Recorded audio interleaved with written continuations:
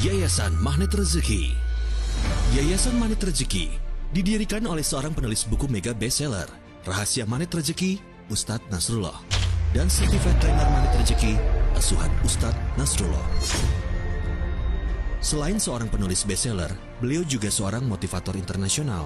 Bismillah, visi Yayasan Magnet Rezeki adalah membangun Indonesia bermartabat, sejahtera, dan bahagia melalui 2 juta pengamal ilmu magnet rezeki offline dan 10 juta online di tahun 2025.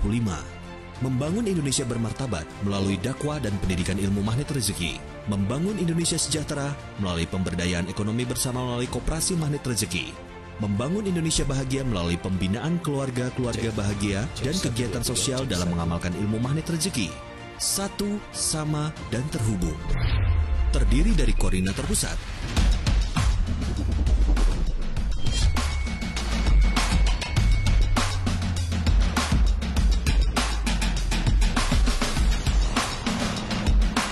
dan koordinator wilayah yang tersebar di seluruh Indonesia dan Malaysia.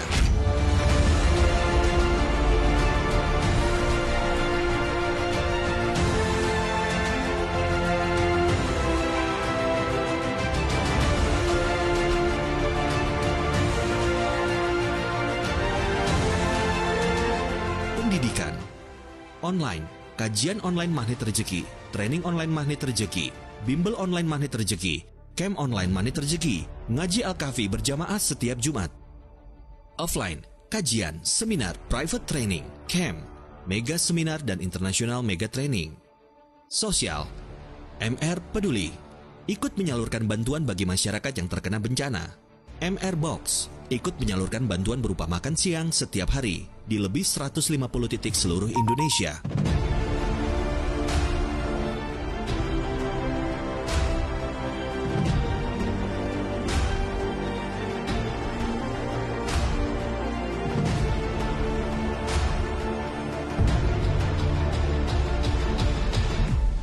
Dengan tekad menyatukan visi dan misi bersama, kami akan mewujudkannya. Together, we will make it happen.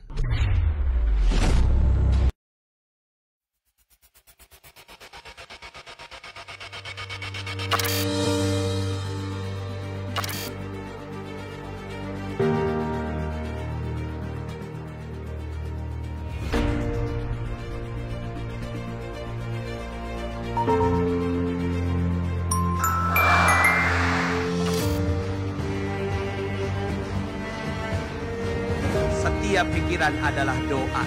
Semua doa dikabulkan oleh Allah, baik yang positif maupun yang negatif.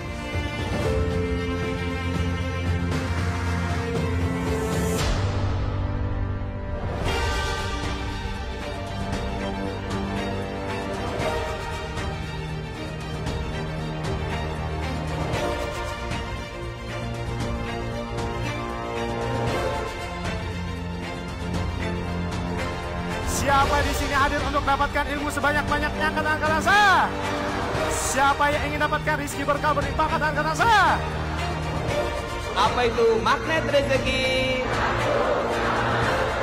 Apa itu magnet rezeki?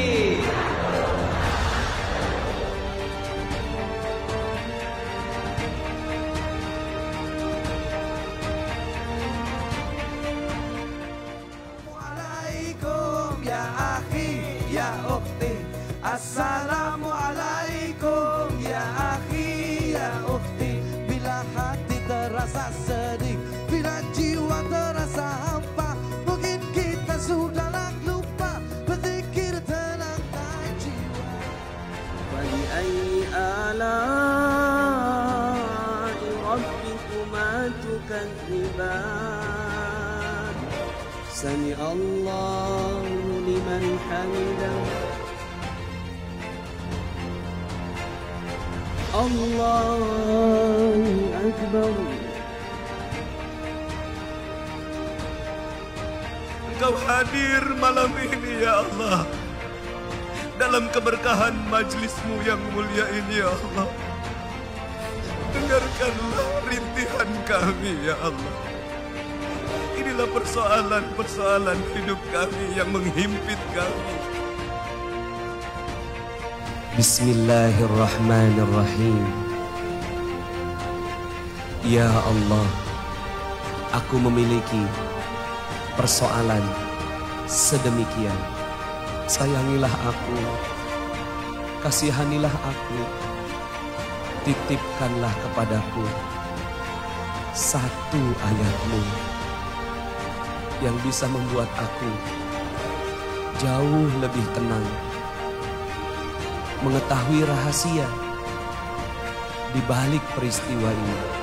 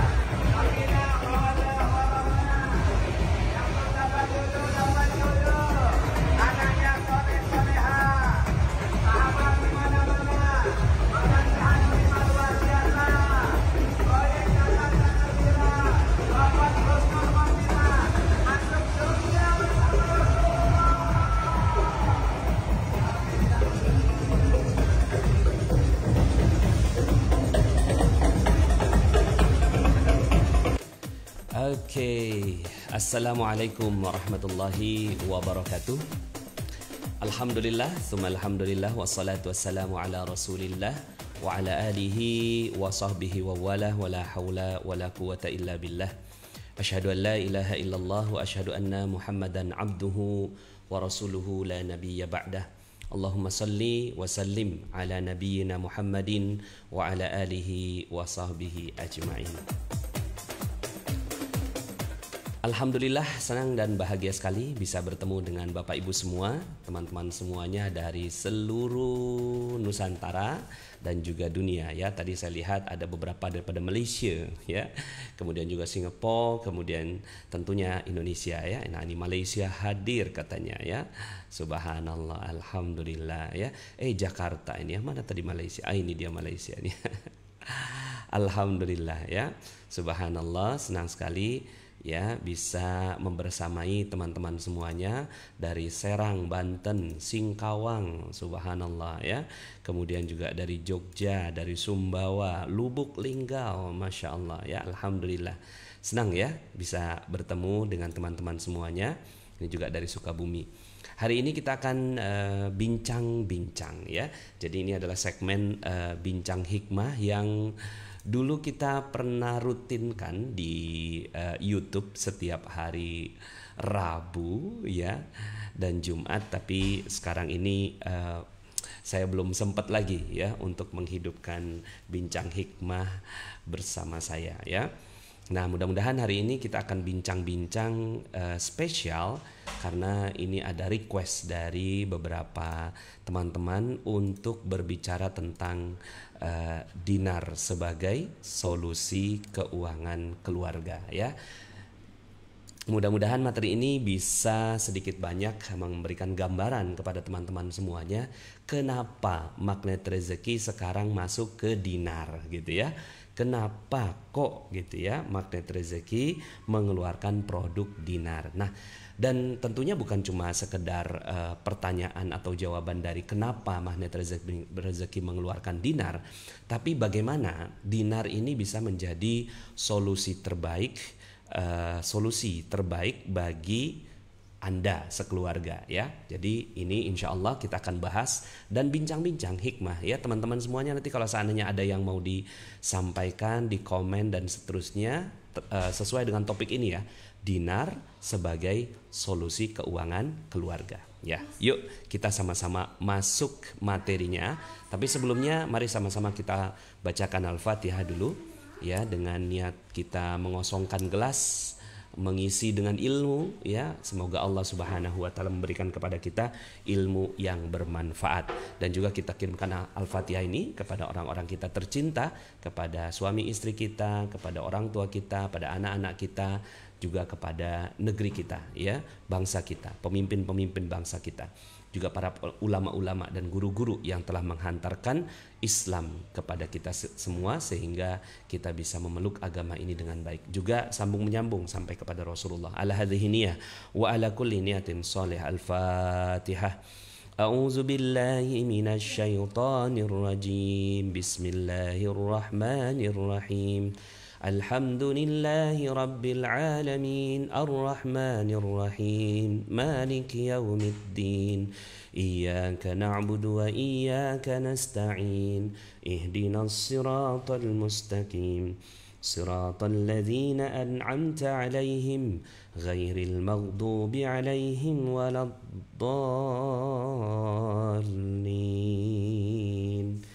Amin. Amin amin ya rabbal alamin. Rabbi zidni ilman warzuqni fahman.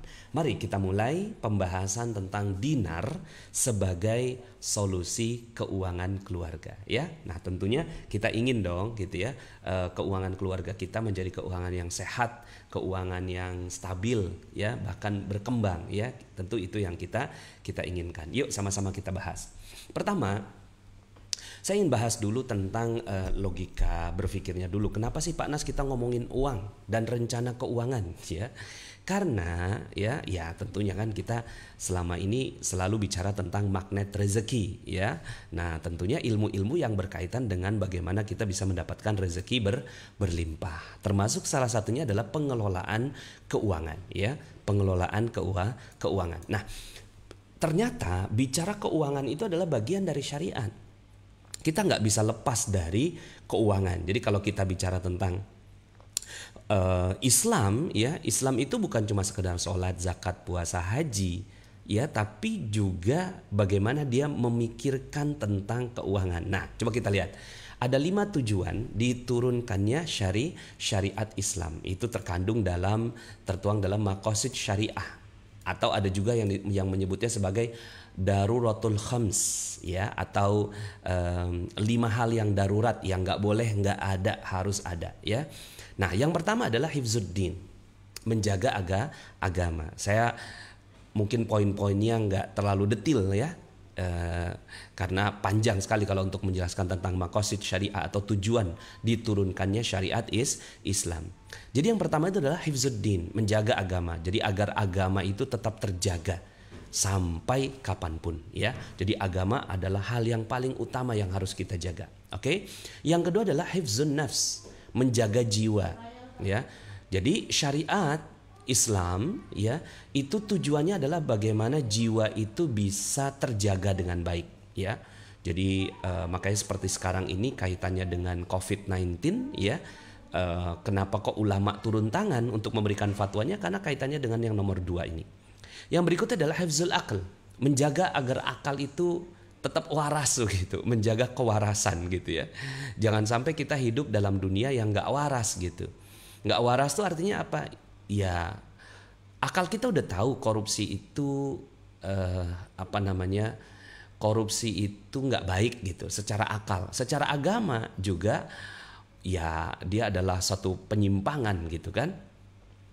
Nah, maka hifzul akal ini dengan ilmu pengetahuan, dengan ilmu matematik, fisika, kimia dan seterusnya, dia menjaga akal. Oke. Yang berikut adalah hifzun nasl, menjaga keturunan agar keturunan itu menjadi keturunan yang bersih, rapih ya, ada nasabnya ya, bapaknya ketahuan siapa begitu ya. Jadi kita nggak kayak binatang ya. Nah, jadi kenapa kok akhirnya Islam tuh mengatur sih gitu kaitannya dengan perzinahan begitu ya. Kemudian juga ikhtilat ya, kemudian hijab. Iya karena ini gitu ya. Yang keempat ini hifzun nasl ya, menjaga keturunan. Dan yang terakhir adalah hifzul mal ya, kaitannya dengan menjaga harta. Nah, karena ya dia urutan yang kelima ya, seringkali hifzul mal ini tidak banyak dibahas ya. Hifzul mal atau menjaga harta ini tidak banyak dibahas. Padahal kalau kita lihat bagaimana Rasulullah SAW mengajarkan kepada umat Islam, ya, itu diajarkan tentang bagaimana pengelolaan harta yang baik, mendapatkan harta dengan harta yang halal, kemudian juga menyalurkannya ke jalur yang halal, kemudian dijaga dan dikembangkan, begitu ya. Nah, jadi yuk sama-sama kita bicara keuangan. Cuma memang bicara keuangan ini bicara banyak hal yang tabu, begitu ya. Tabu bicara keuangan itu, gitu ya.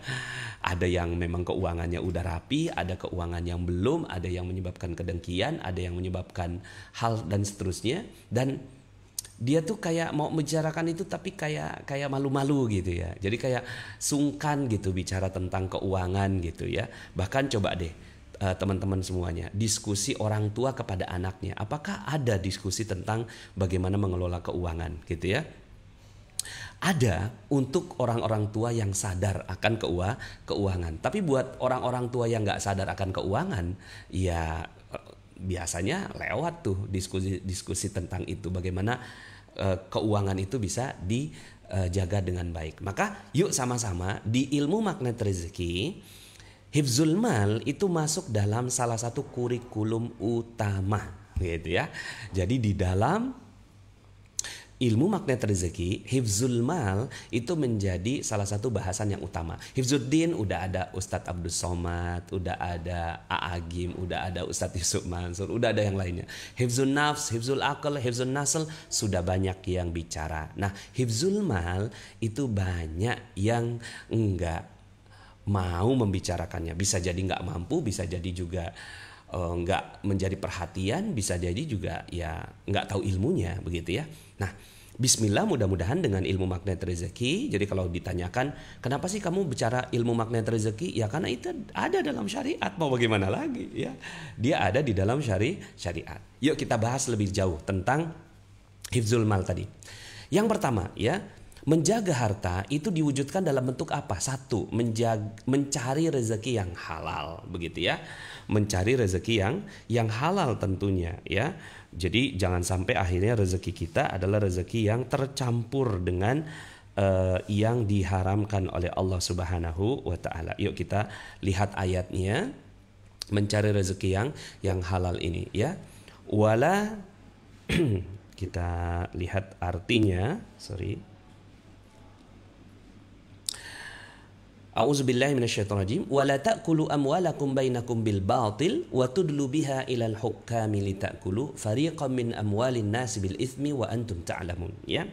Dan janganlah sebagian kamu memakan harta sebagian yang lain di antara kamu dengan jalan yang batil. Nah, jadi ada tuntunan di dalam agama, jangan sampai akhirnya kita mendapatkan harta secara batil. Dan janganlah kamu bawa urusan itu kepada hakim supaya yang merasa bagian sudah pasti menang gitu kan, dia sogok hakim dan seterusnya yang kayak gitu ya. Nah, itu tidak diperbolehkan. Jadi yang pertama ini adalah mencari rezeki yang halal. Itu adalah bagian dari agama. Oke? Cari yang halal, hanya yang mau yang halal saja. Tidak ada ribanya, tidak ada maisir itu perjudian, gharar itu penipuan, riba itu peningkatan yang tanpa sebab gitu ya. Nah, kan sekarang ini riba berkembang ya di mana-mana. Ya, kemudian juga pinjaman dan seterusnya digunakan, dimanfaatkan untuk mendapatkan harta orang dengan yang batil. Nah, itu tidak diperbolehkan. So, yang pertama, mencari rezeki yang halal. Yang kedua, menghargai hak-hak dan harta orang lain. Ya, menghargai hak-hak dan harta orang lain. Bahkan ada satu surat di dalam Al-Qur'an, ada satu ayat ada dalam Al-Qur'an ya, itu yang saya masukkan dalam 282. Itu adalah ayat yang paling panjang ya di seluruh Al-Qur'an ya. Nah, ini kaitannya dengan hai orang-orang yang beriman, apabila kau bermuamalah. Bermuamal ini kaitannya dengan hubungan manusia dengan manusia, tidak secara tunai, artinya ada hutang piutang, ada amanah.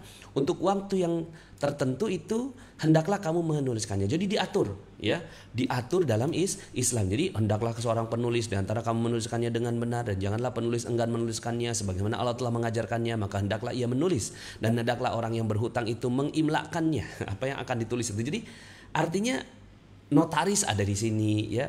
Kemudian juga kejujuran gitu ya, dan seterusnya. Jadi kaitannya dengan harta tuh diatur ya. Jika yang berutang itu orang lemah akalnya atau lemah keadaannya atau dia sendiri tidak mampu mengimlakkan, maka hendaklah walinya mengimlakkannya dengan jujur, dan persaksikanlah dengan 2 orang saksi di antara 2 orang laki-laki di antaramu. Jika tidak ada 2 orang laki, maka boleh seorang laki dan 2 orang perempuan dari saksi-saksi, dan seterusnya. Artinya diatur. Jangan sampai akhirnya harta orang lain itu termakan dengan zolim. Jangan sampai harta orang lain itu termakan dengan zolim. Jadi kita hargai hak-hak dan harta orang lain, diatur di dalam Islam.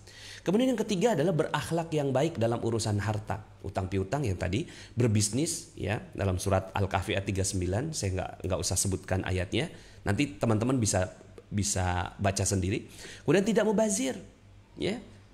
Coba sekarang ya, lihat di lemari kita, lihat di rumah kita gitu kan, barang-barang yang mubazir itu berapa banyak ya kan? Ternyata banyak sekali yang mubazir. Padahal dalam Al-Qur'an disebutkan ya, innal mubazzirina kanu ikhwanas syayatin. Sesungguhnya mubazir itu temannya setan. Nah, khairul razikin ini adalah sesuatu yang dinanti-nanti oleh banyak kalangan ya, terutama di komunitas kita. Dan memang itu menjadi salah satu kekuatan dari produk Dinar Khairul Razikin. Kenapa penting? Karena emas tidak dipungkiri dia sebagai alat investasi. Semoga Dinar Khairul Razikin ini menjadi pilihan yang mudah-mudahan memberikan solusi bagi masyarakat.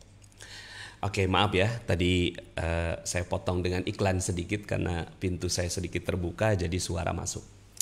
Oke, nah jadi yang ketiga adalah berakhlak dengan baik, ya. Makanya dalam ilmu magnet rezeki ada ilmu jurus kerangkeng uang, ya kan? Ada 10 tuh, ya, 10 langkah. Setiap kita mau beli, gitu kan? Setiap kita mau beli sesuatu, tanyakan dulu. Sudah direncanakan belum? Kalau sudah direncanakan silahkan. Yang kedua, tapi ini masih ada saringannya. Yang kedua gitu ya, apakah ada uang cashnya? Kalau dicicil jangan deh gitu ya. Yang ketiga, apakah ini atau wants, dan seterusnya. Jadi silakan teman-teman ya, itu jurus kerangkeng uang banyak yang suka ya. Dengan jurus kerangkeng uang akhirnya uang banyak selamat gitu ya. Jadi yuk sama-sama jangan sampai kita menjadi mubazir, menjadi perisai rezeki lagi. Yang keempat adalah mengelola harta. Nah ini nih ya, banyak yang akhirnya cuma sampai di nomor 1, 2, 3 aja. Yang nomor 4 enggak. Padahal mengelola harta dengan sebaik-baiknya itu adalah anjuran agama. Dalam Al-Quran, wa'iddu lahum mastata'tum min quwwah wa min ribatul khail, ya, wa min ribatul khail turhibuna bihi aduwallah wa aduwakum. Nah, siapkanlah menghadapi mereka kekuatan apa saja yang kamu sanggupi, dan dari kuda-kuda yang ditambat untuk berperang. Ya artinya kuda-kuda yang gagah, yang kuat gitu ya. Ya. Nah, yang dengan persiapan itu kamu menggetarkan musuh Allah. Nah, ini salah satunya. Dan di sini kan disebutkan juga apa saja yang kamu nafkahkan pada jalan Allah nih, saya akan dibalas dengan cukup kepadamu dan kamu tidak akan dianiaya atau dirugikan. Jadi ayat kaitannya dengan ini kaitannya dengan bagaimana persiapan perang ya. Tapi juga ya, ini juga berkaitan dengan bagaimana sebuah umat ya tidak mungkin bisa kuat berperang kalau nggak ada harta. Gimana bisa perang kalau nggak ada panahannya? Gimana bisa perang kalau nggak ada kudanya? Gimana bisa perang kalau seandainya nggak ngasih biaya ke keluarga dan seterusnya. Jadi yang keempat ini adalah mengelola harta itu adalah anjuran agama. Jadi jangan sampai kita itu trauma gitu loh, bicarain duit gitu, bicarain harta, bicarain aset, bicarakan uang, itu bagian dari agama. Jadi nggak mungkin juga gitu kan Anda menghilangkan bab tentang ini, karena Allah Subhanahu wa taala yang telah mengajarkan. Nah, berikutnya adalah menjaga aset dan mengembangkannya ya. Menjaga aset dan mengembangkannya. Jadi bukan cuma sekedar mengelola harta dengan sebaik-baiknya, tapi juga jagain asetnya. Ya, jaga asetnya, kembangkan gitu. Nah, tentunya ini ya Allah Subhanahu wa taala itu mengajarkan kepada kita jangan sampai akhirnya satu harta yang sudah milik kita terus kemudian tiba-tiba jadi milik orang lain gitu, karena dengan berbagai macam kelemahan-kelemahan kita gitu kan. Dalam Al-Quran disebutkan walaqad katabna fiz zaburi min ba'di dzikri annal arda yarithuha ibadiyas solihun. Arda di sini ya bumi jaga gitu. Annal arda yarithuha, dipusakai atau diwarisi ibadiyas solihun, kepada orang-orang yang soleh. Maka jaga bumi ini, jaga, jangan sampai bumi ini jatuh ke tangan orang-orang yang ingkar kepada Allah Subhanahu wa taala. Bumi ini harusnya jadi masjid, malah jadi tempat maksiat. Harusnya jadi tempat ngaji agama, tahu-tahu jadi na'udzubillah tempat pelacuran.